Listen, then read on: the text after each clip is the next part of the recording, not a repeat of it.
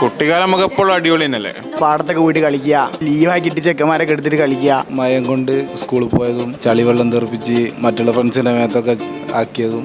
എൻ്റെ ഫ്രണ്ട് ഞാനിങ്ങനെ നടക്കുകയാണ്. ഓള് ലൈക്ക് റോട്ടിൻ്റെ ഒരു ഇപ്പുറത്ത് ലൈക്ക് കുറച്ച് നടുവിലൂടെ നടക്കുന്നത്. ഒരു ഓട്ടോ വരാൻ പോയപ്പം ഞാൻ ഇങ്ങോട്ട് വലിച്ചോളെ. അങ്ങനെയാണ് നമ്മൾ ഫ്രണ്ട്സ് ആവുന്നത്.